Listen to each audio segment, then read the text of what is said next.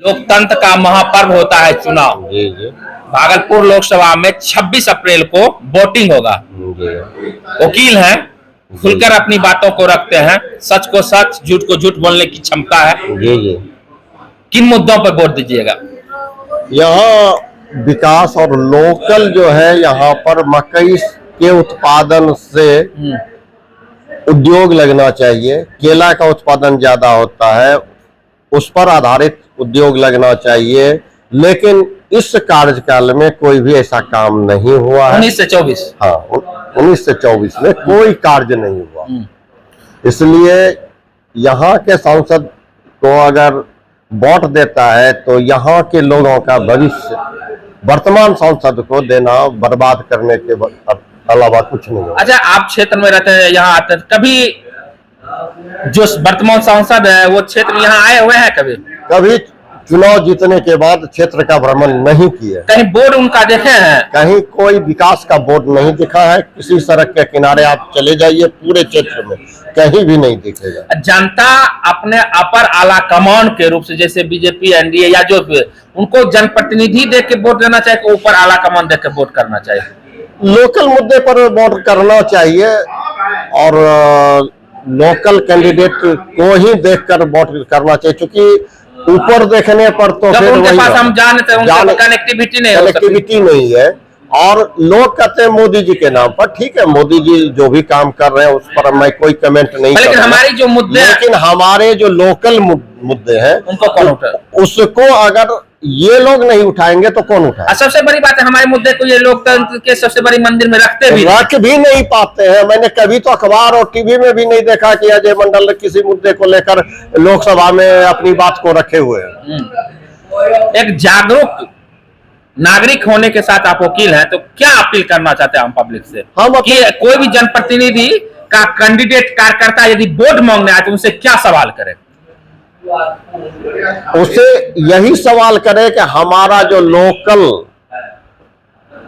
Problem है उसको solve करने की दिशा में आप कहाँ तक कार्य कर सकते हैं, और अगर वो आश्वासन देते हैं और उस पर खरा उतरते हैं तो वोट उन्हीं को करनी चाहिए। अच्छा, ऐसा यहाँ सीधा होना चाहिए कि अपने जनप्रतिनिधि से आंखों में आंख डाल के, कोई भी रहे, उनसे सवाल कीजिए कि आप यदि फलाना 5 साल तक हमारा सांसद प्रतिनिधित्व किए तो आपने हमारे लिए क्या आवाज उठाया, आपने क्या काम किया, ये पूछना चाहिए। निश्चित रूप से पूछना चाहिए।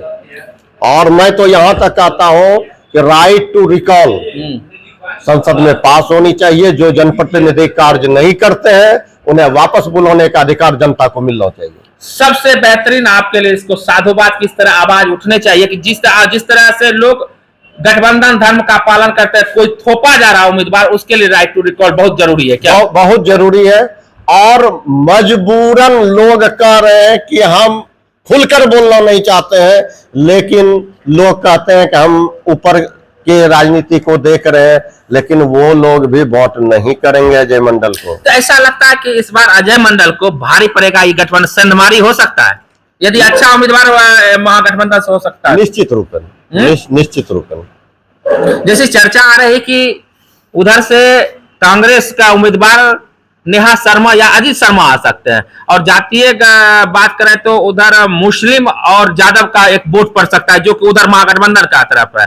इधर सवर्ण जाति से अजीत शर्मा आ सकते हैं। यदि सवर्ण जाति जो कि भाजपा का कोर वोट है, हमको लगता है 50% भी दे देंगे तो मोदी जी का जो सपना है वो 40 में 40, वो 39 हो जाएगा भागलपुर लोकसभा से। निश्चित रूप में 39 चला जाएगा। और बीहपुर में अजीत शर्मा कई बार चुनाव लड़ चुके हैं और वहां पर उनका अच्छा गट्स है।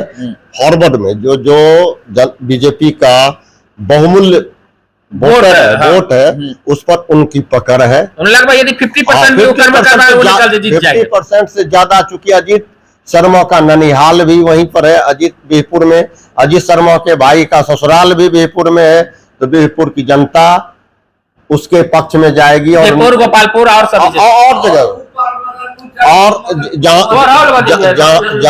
जहां तक गोपालपुर विधानसभा का सवाल है, यहां पर भी उन्हें अच्छा वोट मिलेगा, क्योंकि लालू जी के साथ यादव कम्युनिटी के लोग, मुसलमान जाएंगे ही। और फॉरवर्ड, चूंकि अजीत शर्मा नॉन पर्सन है और वो मतलब इलाके इस में बार जो है भारी पड़ेगा एनडीए गठबंधन पे, महागठबंधन।